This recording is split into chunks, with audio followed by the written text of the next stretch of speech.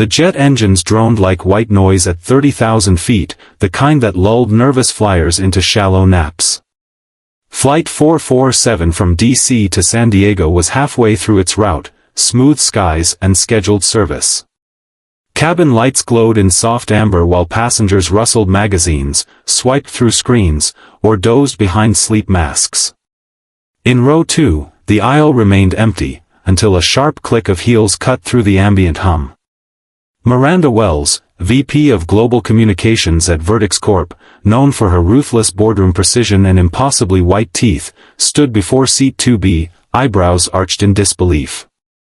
"Excuse me," she said, her voice a polished blade. "You're in my seat." The man seated there looked up slowly.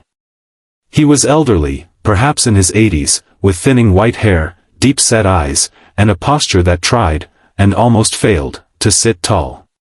His suit was simple, pressed but dated. His hands, resting on a folded newspaper, bore the tremble of age and memory. "I believe this is 2B, he said quietly. "It is," Miranda said sharply. "That's why you need to move." The flight attendant paused mid-walk. A mother with a baby 2 rows back looked up. Conversations tapered off into expectant silence. "I have a boarding pass," the old man said, pulling a crumpled slip from his breast pocket. Miranda huffed, motioning to the attendant. "Can we get this sorted?" "I paid for premium." The attendant scanned the ticket. "Sir is in the correct seat," she confirmed, her voice careful. Miranda scoffed, eyes narrowing. "He smells like a hospital," she muttered, louder than she thought. The silence deepened. The hum of engines now seemed to underscore discomfort. The man said nothing. He simply looked out the window, jaw set. No one could have predicted what would follow. A confrontation born in arrogance, muted by dignity, would soon ripple far beyond seat 2B. His name was Colonel Robert Bob Dawson, U.S. Army, retired. Born in 1942 in a small Ohio town where the river ran brown with factory runoff, Bob grew up watching his father fix radios in their garage, wires tangled like veins, grease smudging his flannel sleeves. When Bob turned 18, the draft came, but he didn't wait to be chosen. He enlisted. Better to jump than be pushed, he'd told his high school sweetheart, Anna Lewis, the night before he left. She kissed his hand and promised to wait. Vietnam chewed him up early. His first deployment in '64 was mostly jungle patrols, booby traps, malaria. The second, in '67, was where it all changed. A firefight near Dak left half his platoon dead. Bob dragged 6 wounded men through sniper fire to safety, a bullet lodging in his thigh, shrapnel from a grenade tearing into his ribs. He refused medevac until every soldier under his command had been evacuated. For that, they handed him the Medal of Honor. He never spoke of it again. Anna had married him in a quiet ceremony after his first tour. She'd waited, as promised, writing him letters scented with lavender and folded in thirds. They bought a little house in Roanoke, raised a daughter, Claire, and planted a garden filled with sunflowers and tomatoes. But Bob wasn't home for long. There were always new conflicts. Grenada. Desert Storm. Iraq. Afghanistan. Wherever command called, Bob went, his body aging, his reflexes slower, but his instincts sharper than ever. War didn't break him, it hollowed him out in places. He buried soldiers younger than his daughter, watched friends lose limbs and minds. He learned to carry both rage and sorrow like standard-issue gear. After his third retirement, he returned home for good, or so he thought. Anna fell ill quietly. Cancer. She told him between bites of breakfast, as if they were discussing the weather. Bob sat motionless as she explained the prognosis, eyes glassy. "I need you to be strong for Claire," she said. "You've been a soldier for everyone else. Be a husband for me." For 2 years, he was. He held her hand through chemo, read to her when her vision blurred, made her laugh with old army stories softened by time. But when she passed 6 months ago, Bob stopped speaking much. Grief turned the air in his house stale. Even Claire's weekly calls couldn't draw him out. It was Claire who convinced him to fly. "Dad, I booked the ticket. You'll stay with us in San Diego. The kids want to see you. It's time." He hadn't flown commercial in years. Last time had been a military hop on a C-130, all rattle and echo. He packed light, a single bag, a worn copy of Band of Brothers, and 2 things he never traveled without: a photograph of Anna on their wedding day, folded from years of opening, and the Medal of Honor citation, yellowed at the edges, creased like an old map. At Reagan National, he walked slowly, his right leg dragging slightly from the old shrapnel injury. TSA agents nodded as he passed, some out of recognition, some instinctively, as if they sensed something beneath the wrinkles and silence. At the gate, a woman offered to lift his bag. He declined politely. He preferred to carry his own weight. Boarding was uneventful. He found his seat, 2B, with some relief. First class, thanks to Claire's insistence. "You've earned it, Dad," she'd said, brushing off his protests. He sat down slowly, wincing as his joints adjusted to the narrow space. He placed Anna's photo in the seatback pocket, facing him, then folded his hands in his lap. The boarding music played on, light jazz no one really listened to. He stared out the window as the ground crew moved beneath the aircraft like ants, unaware of the storm about to break in the cabin. He didn't notice Miranda Wells at first. She swept in, phone in hand, heels clicking with the confidence of someone who had never once been told no. When she barked at him, he blinked slowly, trying to process the aggression. Then came the look of disdain, the wrinkled nose, the pointed accusation. He responded with calm, not because he wasn't offended, but because anger was a currency he had spent too freely in younger years. As Miranda summoned the attendant, Bob rested his hand on his thigh, where the bullet from Dacta still rested, too deep to remove. He breathed slowly, counting the beats between inhales.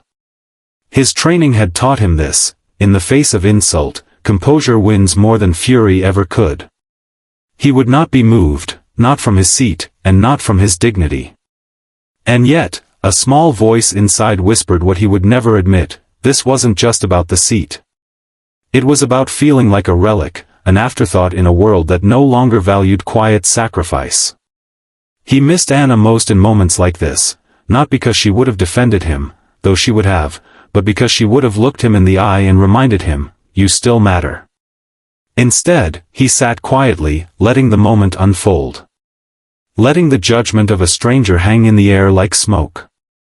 He hadn't fought for recognition. He'd fought because it was right. And if that wasn't enough to earn him respect now, then perhaps this world truly had forgotten the price of peace. But not everyone on this flight had forgotten. Not quite. Miranda Wells was not used to resistance. Her rise at Vertex Corp had been ruthless and efficient, negotiations that ended before they began, silence wielded like a scalpel, and a brand built on being the woman no one crossed twice. Her assistant had arranged the first-class ticket not for comfort, but for status. And now here she was, standing in the aisle, lips pursed, staring down a man who clearly didn't understand how things worked. "I paid for this seat," she repeated, louder. "I need to be in 2B. I have a connecting meeting and medical back issues. This is non-negotiable." Laura Chen, the junior flight attendant assigned to the front cabin, held out both hands in a placating gesture. "Ma'am, I understand, but I've verified the boarding pass. Colonel Dawson is seated correctly. Your seat is 2C, just next to him. Would you like to sit down and get settled?" Miranda's mouth opened in disbelief. "Next to him?" she scoffed, as though she'd been asked to share a row with a leaking trash bag. "He smells like antiseptic. And I'm highly sensitive to chemical odors." A flush rose to Laura's cheeks. "Ma'am, I can bring you a mask or—" "I don't want to be near him at all." Can't you reseat him? Her voice was rising. People were listening now. Phones shifted subtly in hands, a few slyly recording, others watching with the passive interest of seasoned travelers used to high-altitude drama. Colonel Dawson remained motionless. He looked forward, eyes distant, unmoved by the spectacle. His hands rested lightly in his lap, thumbs gently rubbing one another. Laura tried again, gentler this time. We're at full capacity, ma'am. Every seat is spoken for. Coach is overbooked, and the jump seats are reserved for crew. If you'd like, I can check with the gate to see if we can reroute you on another flight. Another flight? That's ridiculous. Miranda laughed, a sharp bark. You're suggesting I be delayed because he can't be moved? Do you know who I am? Laura blinked. No, ma'am. But I know he's in the correct seat. Miranda turned to the nearby passengers, as if rallying allies. Is this acceptable to anyone? That we're being held hostage by someone who... She didn't finish the sentence. Something in the air shifted. An older man in 2A, wearing a Bluetooth headset and a conference lanyard, cleared his throat pointedly. A younger woman across the aisle raised an eyebrow, folding her arms. A child 2 rows back asked her mother loudly, "Why is that lady yelling?" Miranda's face twitched, but she powered on. Fine. I'll speak to someone with actual authority. Laura moved aside politely. You're welcome to speak to the senior crew. I'll ask our lead attendant to come speak with you shortly.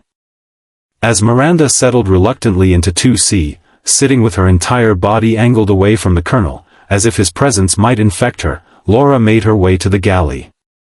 There, behind the service curtain, she found Marcus Alvarez sipping coffee from a travel mug marked with a faded Marine Corps emblem. She's a problem, Laura said quietly. Seat dispute. VIP type. Won't sit next to 2B. Wants him moved. Marcus raised one brow. 2B? Laura nodded. The elderly gentleman. Boarding pass checks out. Marcus set his cup down. I'll take it. Back in the cabin, Miranda fidgeted loudly.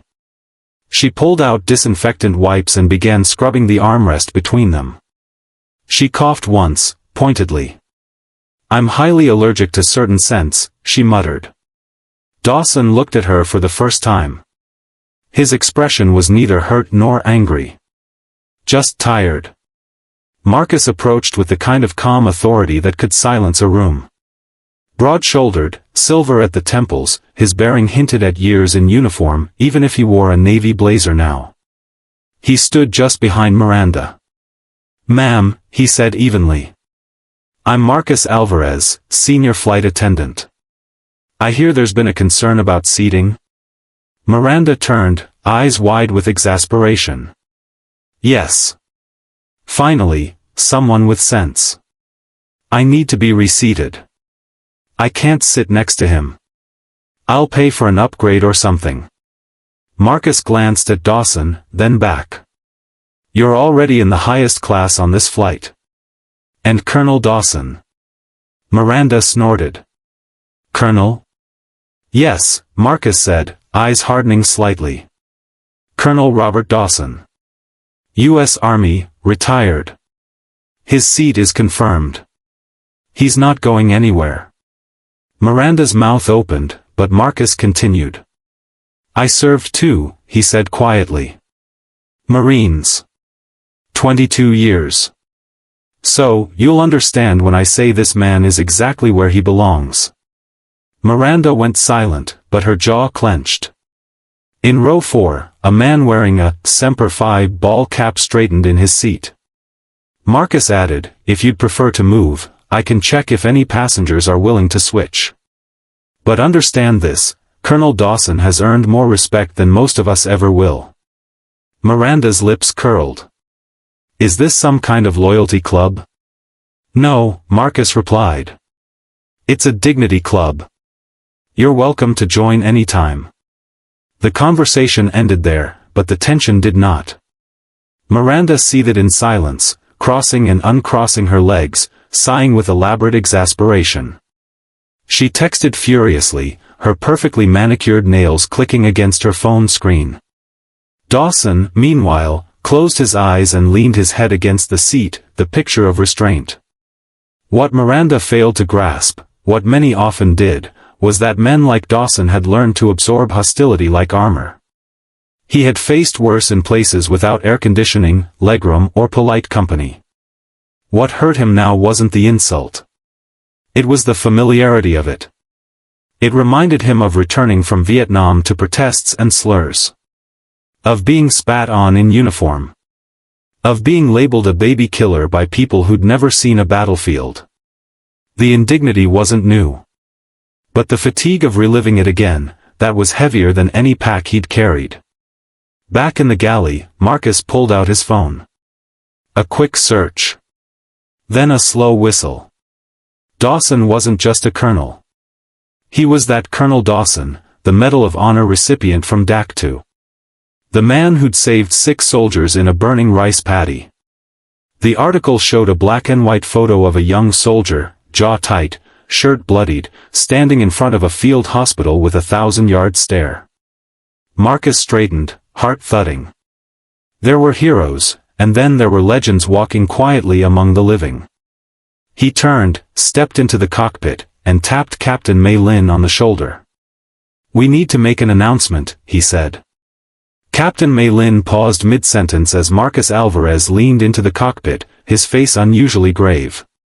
She glanced at First Officer Riley, then back at Marcus. "We've got a situation," he said, low-voiced. "Not emergency level, but important. One of our passengers, Robert Dawson, isn't just a colonel. He's Colonel Dawson. Medal of Honor, Vietnam. Saved 6 men under fire at DAC-2. Still walks with a limp from it." Mei Lin blinked, letting the name sink in. It rang familiar, something from a war documentary she'd half-watched years ago. "He's on this flight. In seat 2B. Lady next to him is raising hell, trying to get him thrown back into coach. Whole thing's getting attention. Phones are out." May nodded slowly. "All right. We do this the right way." She didn't hesitate. Before becoming one of the youngest female commercial captains in her airline's history, Mei Lin had grown up in a household where service was sacred. Her grandfather served under MacArthur in the Pacific, her brother lost a leg in Fallujah. She tapped the PA button.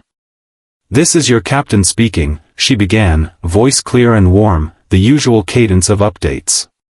"We are currently cruising at 30,000 feet, on time for our arrival into San Diego. I wanted to take a moment to recognize someone very special on board today." There was a pause. Passengers looked up from phones, books, earbuds slipping out. Even Miranda, mid-scroll, narrowed her eyes. "We have with us Colonel Robert Dawson, United States Army, retired.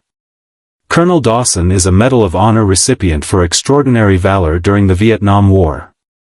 He served in 3 major conflicts across 5 decades, and his courage has saved lives both on and off the battlefield." Gasps rippled. A man near the rear of first class mouthed, "No way." A woman clutched her chest. Someone started clapping. The rhythm caught and spread through the cabin like wildfire. Some stood. Others simply watched in stunned silence. In addition to his decades of military service, Captain Lin continued, "Colonel Dawson flies today to be with his daughter and grandchildren after the recent loss of his wife, Anna. Please join us in honoring a true American hero." The applause grew. More standing now. A couple of young men across the aisle, one with a Marine tattoo peeking from his sleeve, snapped to attention with crisp salutes. Miranda sat frozen, the blood draining from her cheeks. Her phone slid unnoticed from her hand into the seat cushion. Her earlier words, "He smells like a hospital," echoed in her mind with acidic shame. Colonel Dawson shifted in his seat. He opened his eyes slowly and looked around, not smug, not expectant. Just surprised. And tired. But in that tiredness, something softened. A light flickered behind his eyes, the dim warmth of being seen again after years of quiet erasure.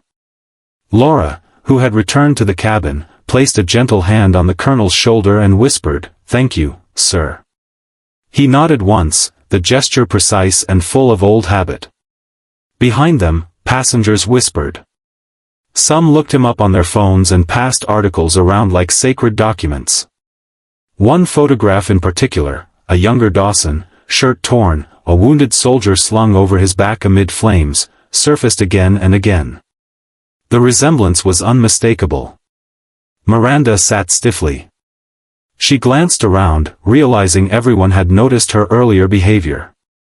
She opened her mouth to speak, to apologize, perhaps, but no sound came. And even if it had, she sensed it was too late. The cabin's collective judgment had already been rendered. First Officer Riley appeared at the front of the cabin, his pilot's stripes crisp, his navy lapel pin gleaming. He stepped toward Dawson and offered a sharp salute. Dawson blinked in surprise, then rose, slowly, stiffly, and returned the gesture with dignity. The cabin fell silent again.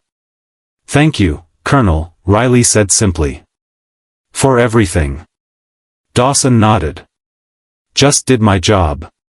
But his voice cracked slightly on the last word. Miranda's hands fidgeted on her lap. Then she stood abruptly. I didn't know," she began, voice weak. Dawson turned slightly, gaze resting on her, unreadable. He didn't speak. He didn't need to. Beside Miranda, a teenage girl leaned forward from row 3, whispering to her mother, "That's the lady who tried to kick him out." Her voice wasn't cruel, just factual. Honest, as children often are. Miranda sat again. Throughout the next hour, the cabin slowly returned to routine. Drinks were served, a few passengers asked Dawson for photos, he politely declined but shook hands with every one of them. A man slipped him a business card and whispered, "I run a foundation for vets. If you ever want to speak, sir." Dawson nodded, sliding the card into his shirt pocket. He didn't ask for attention. He never had. But in its presence, he endured it with quiet grace. In the galley, Marcus stood beside Laura. "You did good," he said. "I didn't do much," she replied. "You stood your ground. That's more than most do." Laura glanced toward 2B. "He doesn't seem angry." "He's not," Marcus said. "He's seen worse. But I bet today meant more to him than he'll ever admit." Captain Lynn, seated during a short autopilot window, scrolled through Dawson's records.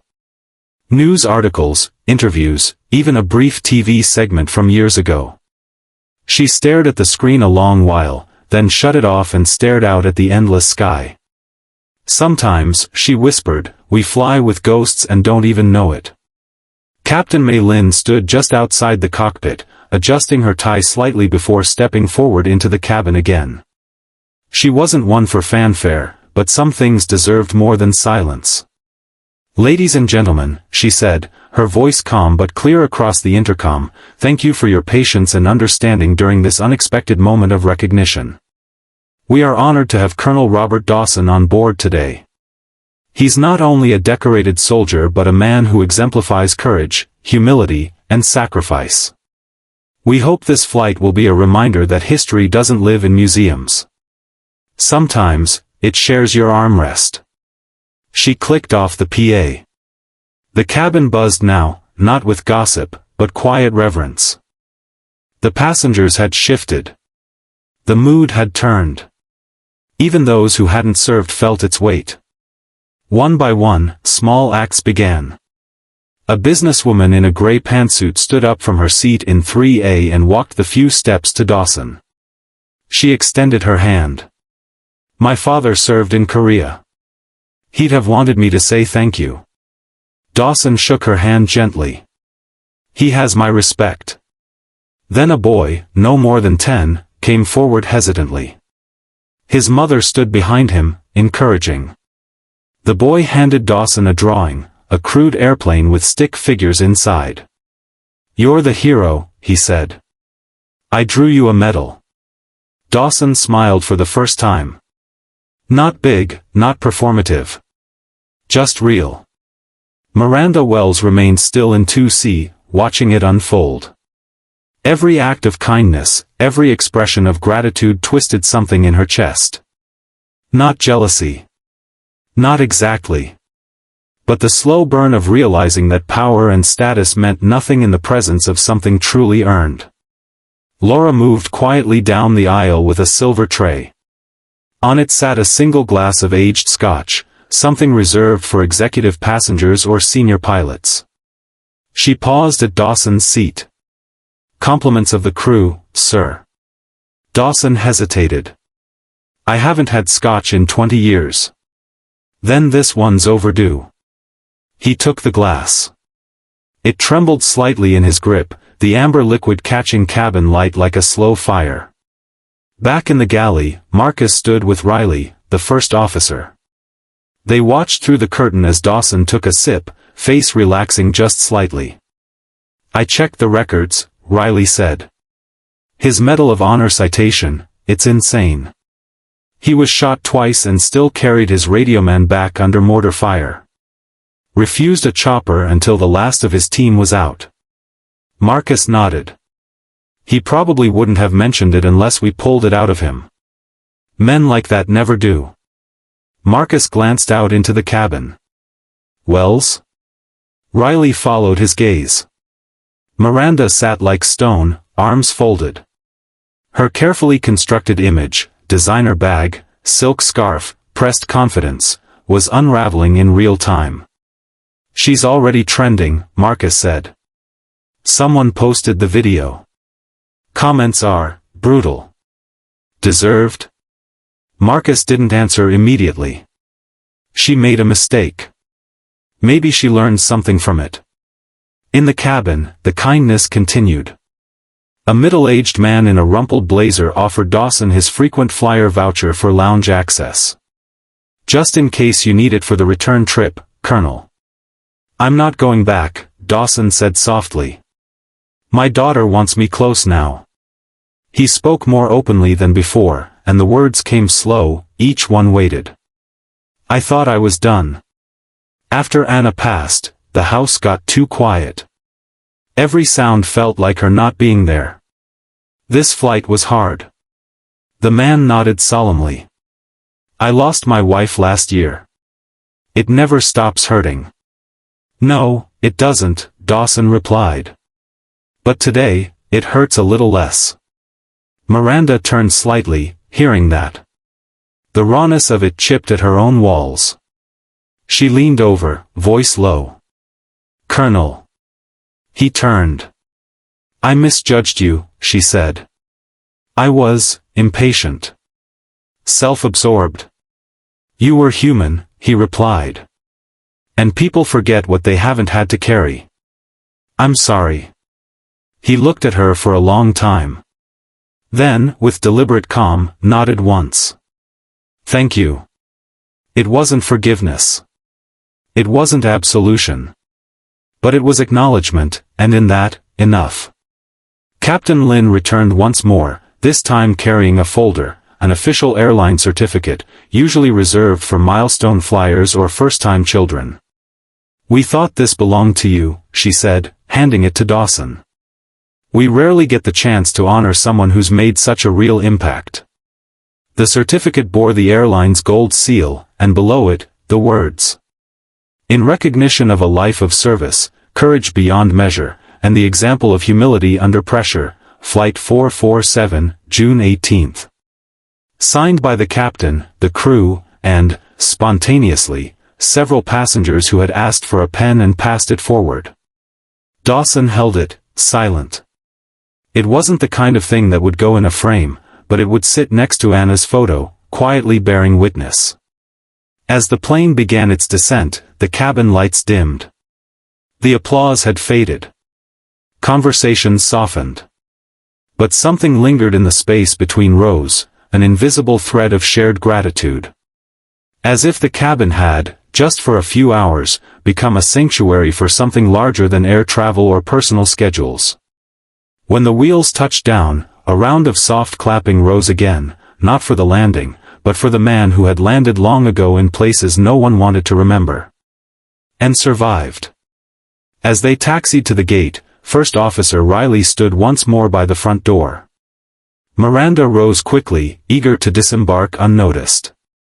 But as she passed Dawson, she paused. "If you ever speak publicly, I'll be there," she said. "To listen this time." Dawson said nothing. Just gave the slightest tip of his head. He rose slowly with the other passengers.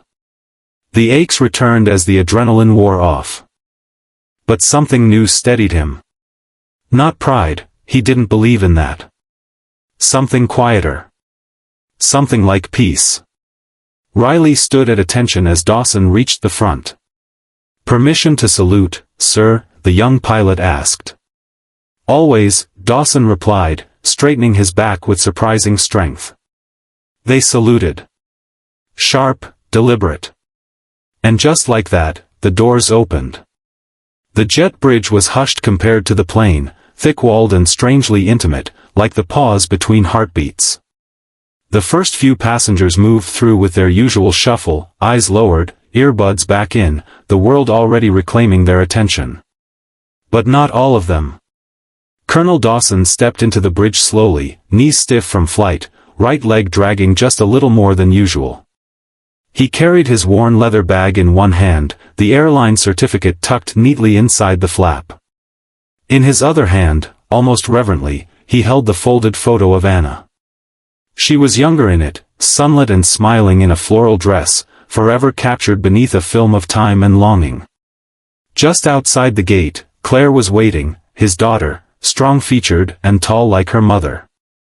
Her husband stood beside her, holding their youngest, and two boys, maybe 9 and 11, bounced on their heels, holding a glittered sign that read, "Welcome Grandpa B.O.B." in crooked letters. "Dad!" Claire rushed forward, arms wide, eyes glistening. She caught him in a hug before he could even finish one step. "I told you not to fuss," he muttered, but his voice cracked. Too late. He rested his forehead against hers for a long second. The boys crashed into him next, all elbows and enthusiasm. "You were on the airplane. Did you fly it?" one of them asked. "No, son," he said with a small smile. "But I knew the way." Behind them, other passengers emerged. Some glanced toward Dawson and his family and smiled. A few gave a quiet nod. One man, mid-30s, a travel pillow around his neck, actually stopped to shake Claire's hand. "Your father's something else," he said. "That was the most human flight I've ever taken." Claire looked at her father. "Something happen on the plane?" Dawson only shrugged. "Little turbulence." Claire smiled. She knew him too well. Inside the terminal, people had begun to gather. Not a crowd, exactly, but enough to notice. A pair of airline employees approached with a cart carrying water bottles, juice, and small flags. One wore a Veteran Support Team pin. She stepped forward nervously. "Colonel Dawson, we didn't want to intrude, but we saw the video. It went viral before you even landed. We just wanted to say thank you, sir." He blinked. "Video?" Marcus Alvarez appeared beside her, seemingly out of nowhere. "Posted by someone in Coach. Over 1 million views already. Man in Tubi, real American hero. You broke the internet, Colonel." Dawson looked stricken. "I didn't ask for that." "I know," Marcus said, lowering his voice. "But maybe it's time the world remembers what quiet looks like." Reporters were beginning to trickle in. A young woman with a press badge waved tentatively. "Colonel Dawson, may we ask just one question?" He didn't answer. Claire stepped between them. "Not today. He's here for family." Dawson gave her a grateful look, and they walked on. Outside, the parking garage shimmered under a golden afternoon sun. Claire opened the door to a dark blue van. As Dawson climbed in, she looked over her shoulder. "You sure you're ready for all this?" "Which part?" "Living with 3 kids. West Coast air. Grandparent duty." He gave a slow nod. "I've carried heavier loads." Inside the van, the boys had already started asking him questions. "Did you really jump out of helicopters? Did you shoot bad guys? Do you know Captain America?" Dawson chuckled. "I knew guys braver than him." Claire glanced at him through the rearview mirror as they pulled onto the highway. "So, what really happened on that flight?" He sighed. "Someone mistook silence for weakness." "That happen a lot?" He looked out the window. "Too often. But sometimes people remember." Back at the airport, Flight 447 was being serviced for its return journey. A new crew would soon board. But in the staff lounge, Marcus Alvarez sat down with Captain Lynn and First Officer Riley. They huddled around a small screen showing the video now circulating online. It began mid-sentence, Miranda's voice raised and sharp, "Move him to coach, this is ridiculous." Then a cut to the captain's announcement. Applause. Passengers rising. A long zoom on Dawson's still face. And finally, the salute between him and Riley at the front of the aircraft. The video was raw, shaky, imperfect. It was also undeniable. Riley looked up. "What do you think happens now?" Captain Lynn leaned back, arms crossed. "People forget fast. This might be gone tomorrow. But maybe, just maybe, some remember a little longer." Marcus shook his head slowly. "I don't think this one fades." Indeed, by evening, the story had already breached the news cycle. Major outlets carried headlines like, "Veteran passenger honored mid-flight, a moment of real respect at 30,000 feet. From seat 2B to the nation's heart, who is Colonel Robert Dawson?" Even Verdicts Corp had issued a quiet, carefully worded statement about unfortunate conduct by one of our senior executives, and announced Miranda Wells would be taking a leave of absence.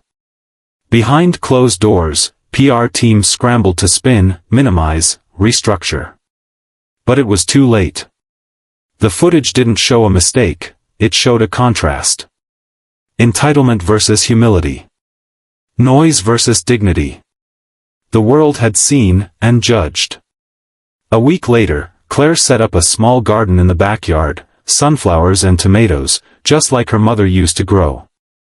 Dawson knelt in the soil beside his grandson, showing him how deep to plant the seeds. "Like this?" the boy asked, hands dirty. "Just like that," Dawson replied. "Good hands. Steady. Like your mom's." Claire watched from the porch. Dawson looked up and gave her a small nod. That night, he unpacked the last of his things. He placed Anna's photo on the windowsill, the Medal of Honor citation beside it. Then, he pinned the airline certificate on the fridge, where it caught the light. Not because it mattered in the same way, but because it reminded him, he still mattered. The world had not entirely forgotten men like him. And maybe, just maybe, it was ready to remember them again. Honor remembered.